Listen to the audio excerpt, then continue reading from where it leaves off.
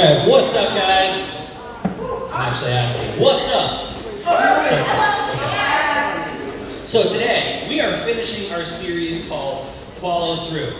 I just wanted to ask you guys, you can just yell them out to me. What are some things in your life that you need to follow through on right now? Yeah, homework's probably a big one. Practice, if you're in sports. Practice, even if you're in band or something like that. One tool that can really help us follow through is our emotions. But one tool that can derail us from following through is our emotions. Emotions can be good, and sometimes they can be bad. How many of you have been bowling before? Yeah, you've gone bowling. A lot of us have gone bowling. Wii bowling counts too. Like, I can get a strike every time in Wii bowling. Regular bowling, I'm not that great. But question is, do you use bumpers? Have you ever used bumpers before in bowling? Every time. It's amazing that, like, even when I use bumpers, that I still won't bowl a perfect game. It's kind of weird. But bumpers help us because they prevent gutter balls. Gutters are the things on the side that if your ball gets caught in there, it's really hard for that ball to come back out. So stress in our lives, stress tends to throw gutter balls into our emotions. Stress tends to throw us into the gutter. So a tragedy, a decision that you need to make, acceptance, failure, anything, it can derail us and throw us into the gutter. For me, my two gutters would probably be anger on one side and like depression on the other side.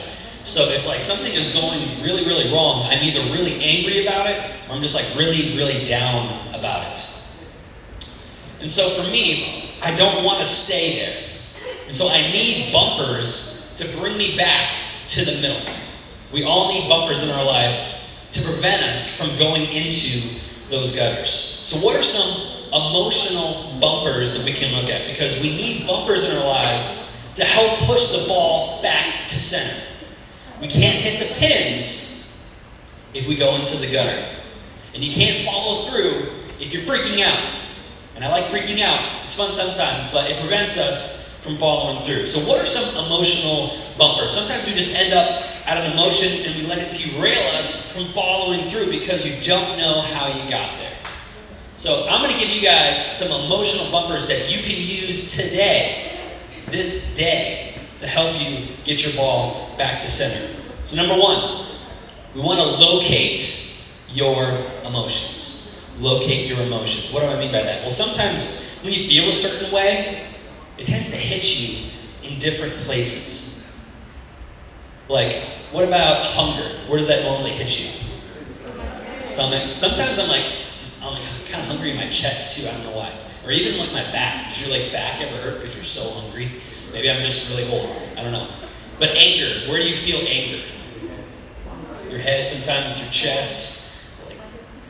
Frustration. Kind of feel that way too.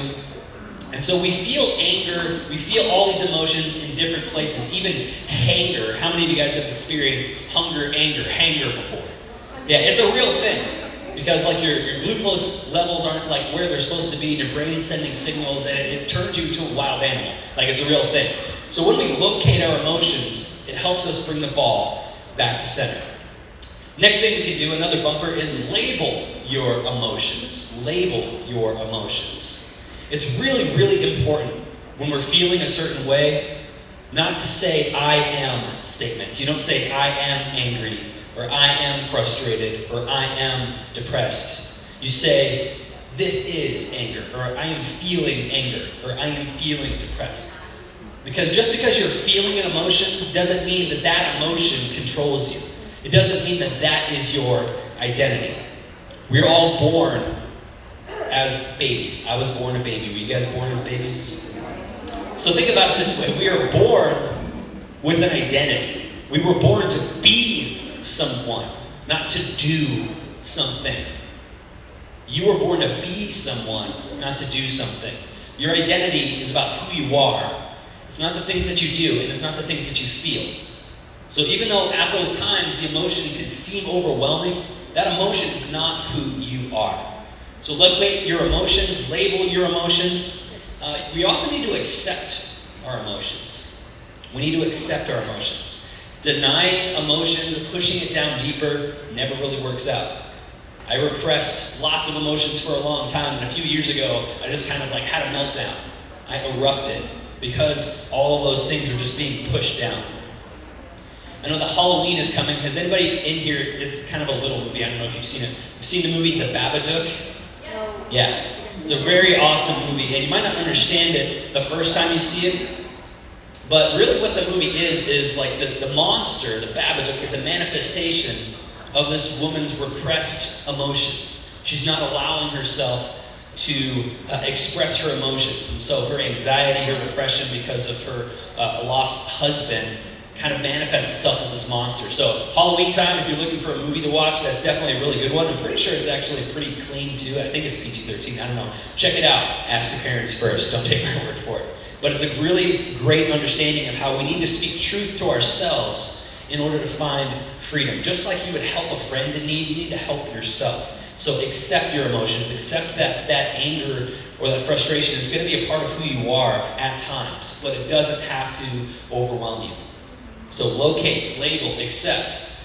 And then we also need to remember the impermanence of our emotions. That emotions are really only here for a short amount of time.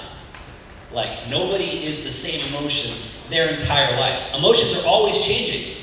So if you're patient, it will pass. Kind of like summer in Phoenix. If you're patient, eventually we'll get to fall. And you guys can start dressing up like this. I mean, we all want to look like the basic white girl in fall times. We're just waiting. We're just waiting to bring out the Uggs. We're waiting. I mean, pumpkin spice latte is already out there, guys. If you haven't been drinking it, you've been missing out. But if you're patient in locating, labeling, and accepting your emotions, if you do that enough over time, your emotions will quickly evaporate. Summer will turn into fall. It's what happens. Next, another bumper is we can investigate our emotions. We need to learn how to investigate our emotions. So the question, what is causing me to feel this way? That probably shouldn't be the first question that you ask yourself when you're dealing with all these emotions, but what causes me to feel this way is a really important question. Sometimes I can get kind of paranoid that, like, if I'm having heartburn, I'm like, oh, is there something wrong with me? Or, no, I just ate a big burrito yesterday. Or like, I thought that I had a migraine, like this guy is scratching his head. I was doing this for like an entire day. I thought like, there's something weird. I put pressure on the top of my head and it really hurts. Well, I found out I had a pimple on the top of my head. So it's kind of gross, but it's not really a big deal. If we investigate our emotions, more times than not, it's going to be not a big deal. We can't overreact to something that we're experiencing. And sometimes we can even create fake scenarios in our heads. Like if you ever had fake arguments with people or imaginary arguments, you're like, next time I see them, I'm going to say this. Or you even like think about the past differently than how it happened. You're like, oh man, they were so this, when really you're exaggerating it. So investigate your emotions, don't exaggerate them. And then lastly, we need to ultimately learn how to let go. Learn to let go. Let go of your control over your emotions. We talk about being kind, compassionate to others, but we can't really control others. We can't control them, how they respond to that. But we need to be kind, compassionate with ourselves too. We need to talk to ourselves just like we would talk to a friend. We need to let go of the emotions inside of us. Just like you can't control someone else, sometimes you can't control what's going on inside of you. Every day, you need to give yourself a pep talk. It doesn't have to look like this girl giving herself a pep talk in the mirror. But hear this. The most important conversation you have every day is the one that you have with yourself. You talk to you more than anyone else talks to you. And so how you talk to yourself is very, very important. Because if you look at yourself a certain way, if you think certain things about yourself, you're going to end up manifesting those things. So how you talk to yourself is very important when dealing with these emotions. So I want you guys to follow through. I want you guys to hit the pins at the end. I want you to finish that homework. I want you to achieve at that sport. Remember, if you're in the gutter, you're only one bumper away from following through. You're only one bumper away. Peace out.